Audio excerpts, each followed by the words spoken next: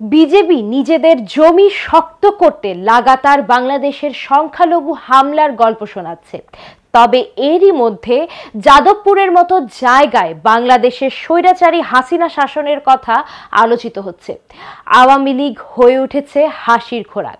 যাদবপুর বিশ্ববিদ্যালয়ের ছাত্রছাত্রীদের উদ্যোগে বাংলাদেশ নিয়ে একটি আলোচনা সভায় শেখ হাসিনার সমালোচনা করেন বিশিষ্ট সাংবাদিক অর্কদেব।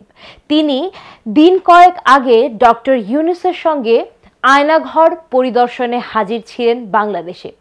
মোদি হাসিনা আদানি কিভাবে এশিয়াকে চুষে খাওয়ার ছক করেছেন তা উঠে আসে এই অনুষ্ঠানে। এর আয়োজক ছিল কর্পোরেট বিরোধী চর্চা জ্ঞানগঞ্জ। সাংবাদিক অর্কদেব আদানি মোদি হাসিনা ত্রিকোণ বন্ধুত্বের আখ্যান তুলে ধরেন। শেখ হাসিনার সঙ্গে আদানি চুক্তির নেপথ্যে যে মোদি সরকার তা স্পষ্ট হয়ে যায় তার বক্তব্যে। এখানে ভারতীয় কর্পোরেট স্বার্থ রক্ষা হয়েছে। কলকাতার বুদ্ধিজীবীদের একাংশ এখনো বাংলাদেশের ইউনূস সরকারের সমর্থনে অবিচল রয়েছে। অবশ্য বেশ কিছু মিডিয়া ও সংগঠন লাগাতার বাংলাদেশ বিরোধী প্রচারণা চালিয়ে যাচ্ছে। বাংলাদেশ আওয়ামী লীগের বড় নেতারা এখনো নেই, তারা অনেকেই কলকাতা, দিল্লিতে রয়েছেন।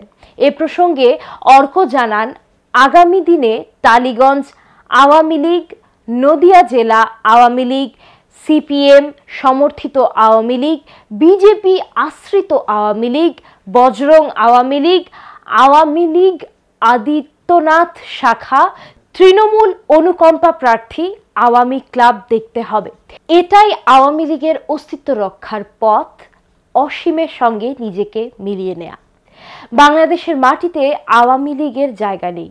শুধু অর্ক নয়, কলকাতার অনেক বুদ্ধিজীবী এখন হাসিনার আয়নাঘরের সমালোচনা করছেন। তবে মেইনস্ট্রিম মিডিয়ায় তাদের প্রচার কম হচ্ছে।